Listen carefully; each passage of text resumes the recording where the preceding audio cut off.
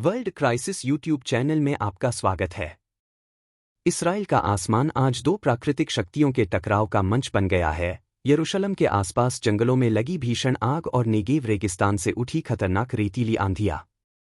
आमतौर पर ये आपदाएं एक दूसरे से अलग होती हैं, लेकिन इस बार इन्होंने मिलकर एक ऐसी दोहरी जलवायु आपदा को जन्म दिया है जिसने न केवल पारिस्थितिक तंत्र को झकझोर दिया है, बल्कि अवैध राज्य की सुरक्षा और उसकी तकनीकी क्षमता को भी गंभीर रूप से प्रभावित किया है। वर्ल्ड क्राइसिस यूट्यूब चैनल इस संकट का विश्लेषण करेगा और बताएगा कि यह घटना इसराइल की पर्यावरणीय प्रबंधन नीति की खामियों को कैसे उजागर करती है, किस प्रकार आधुनिक रक्षा तकनीक प्राकृतिक आपदाओं के सामने असहाय सिद्ध हो रही है, और 21वीं सदी में सुरक्षा की परिभाषा को लेकर कौन-कौन से बड़े सवाल खड़े हो रहे हैं। इससे पहले कृपया वर्ल्ड क्राइसिस यूट्यूब चैनल को सब्सक्राइब करना और नोटिफिकेशन बेल को ऑन करना न भूलें। 30 अप्रैल को यरूशलेम के पास लगी आग और 1 मई को नेगेव से उठी रेतीली आंधी दोनों कोई नई घटनाएं नहीं हैं, लेकिन मौसम वैज्ञानिकों ने पाया कि ये दो आपदाएं एक असाधारण फीडबैक चक्र से आपस में जुड़ी हुई हैं। आग लगने के कई कारण हैं। सबसे पहले, अत्यधिक तापमान और शुष्कता। जब तापमान 39 डिग्री सेल्सियस तक पहुंचता है और नमी बेहद कम होती है, तो जंगल आसानी से आग पकड़ लेते हैं। लंबी अवधि के सूखे के कारण पौधे जलने योग्य सामग्री जैसे हो जाते हैं।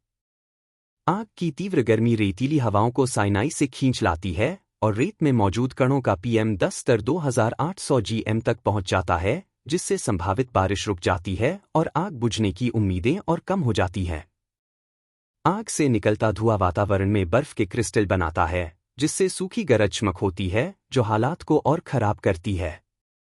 यह सब मिलकर 160 किलोमीटर लंबा आपदा कॉरिडोर बना देता है, जहां अग्निशमन कर्मियों ने लाल बर्फ जैसे दृश्य देखे जो रेत, आगरोधी रसायनों और धुएं का मिश्रण थी।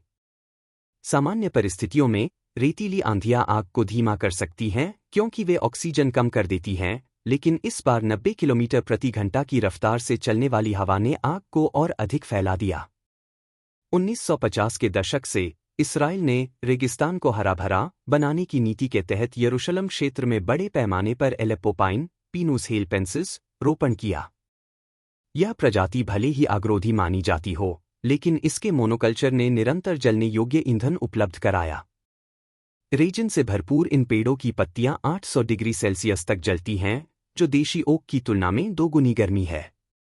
यहूदी नेशनल फंड द्वारा बनाई गई फायर ब्रेक स्ट्रिप भी एक विडंबना साबित हुई, क्योंकि यह रेत के बहाव का मार्ग बन गई और 12 किलोग्राम प्रति वर्ग मीटर तक मोटी रेत जम गई, जिससे पेड़ पौधों की दोबारा वृद्धि रुक गई। इस जलवायु संकट के दौरान इसराइल ने अपनी सैन्य तकनीक को जलवायु संकट प्रबंधन में इस्तेमाल करने की कोशिश की। आयरन डोम प्रणाली को मिसाइल ट्रैकिंग के बजाय आग की निगरानी के लिए संशोधित किया गया, जिससे 94% तक सटीकता हासिल हुई। मेरकावा टैंकों का इस्तेमाल 80 किलोमीटर लंबी फायर लाइन बनाने के लिए किया गया और 8200 साइबर यूनिट्स ने उन ड्रोनों को हैक किया जिन्हें आग लगाने में संदेह था। लेकिन वहीं F-35 जैसे उन्नत जेट का इस्तेमाल नहीं किया गया, बल्कि 1950 के दशक के डगलस A-26 विमान से आग बुझाने का प्रयास किया गया, जिससे रक्षा बजट और जलवायु संकट प्रबंधन की प्राथमिकताओं में बड़ा असंतुलन उजागर हुआ। इस संकट में 89 लोगों को श्वसन संबंधी समस्याओं के कारण अस्पताल में भर्ती कराना पड़ा।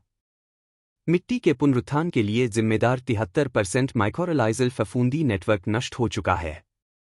नेगेव सैंड लिजर्ड की आबादी में 40% की गिरावट आई है। कई पुरातात्विक स्थल, जैसे जैतून तेल निकालने के स्थान, 2 मीटर रेत के नीचे दब गए हैं। जहां कभी पाइन जंगल थे, अब वहां कांटेदार सलसोला काली जैसी झाड़ियां उगाई हैं, जो मरुस्थलीकरण को और तेज कर रही हैं। अंतर्राष्ट्रीय प्रतिक्रिया भी दिलचस्प रही। युद्ध में व्यस्त होने के बावजूद यूक्रेन ने इसराइल की मदद के लिए फायर फाइटिंग विमान भेजा, लेकिन अब्राहम समझौते पर हस्ताक्षर करने के बावजूद UAE और कतर ने कोई सहायता नहीं दी। यूरोपीय संघ ने क्रोएशिया से एक विमान भेजा, लेकिन यूरोपीय संसद में इसराइल पर प्रतिबंधों को लेकर बहस भी जारी रही। घरेलू स्तर पर प्रधानमंत्री नेतन्याहू ने शुरुआत में दावा किया कि आगजनी के संदेह में 18 लोगों को गिरफ्तार किया गया है, लेकिन बाद में संख्या घटाकर 3 कर दी गई, जिससे जनता में आक्रोश और विपक्षी आलोचना दोनों बढ़ गए, विशेष रूप से 2022 से अग्निशमन बजट में हुई 14% कटौती को लेकर। प्रौद्योगिकी की विफलता स्पष्ट थी। फायरडोम एआई सिस्टम मोटी रेत के कारण 63% शुरुआती हॉटस्पॉट्स को पहचानने में असफल रहा। हवा से पानी बनाने वाली तकनीक केवल 3 लीटर प्रति घंटे जल बना सकी, जबकि अपेक्षित 100 लीटर था। तेज हवाओं और गर्म धारा के कारण भेजे गए 200 ड्रोनों में से 47% दुर्घटनाग्रस्त हो गए। फिर भी इस संकट में कुछ नवाचार सामने आए, जैसे सैन लीडर तकनीक, अग्रोधी लाइकेन आधारित जैव रसायन और इलेक्ट्रोस्टैटिक डस्ट अब्जॉर्बर से लैस साइबर ट्रक। यह संकट स्मृति दिवस और इसराइल के स्वतंत्रता दिवस के बीच घटित हुआ, जिससे यह समाज की पहचान और सांस्कृतिक मूल्यों को लेकर गंभीर प्रश्न उठाता है। पारंपरिक समारोहों की जगह एआई होलोग्राम्स ने ले ली और राष्ट्रीय बारबेक्यू के स्थान पर लैब में बना मीट परोसा गया, जिससे 900 टन कार्बन उत्सर्जन की बचत हुई। एपोकैलिप्स टूर नामक एक नया टूर लॉन्च किया गया, जिससे लोग आपदा क्षेत्रों को नज़दीक से जान सकें। बेदुइन समुदाय कीपा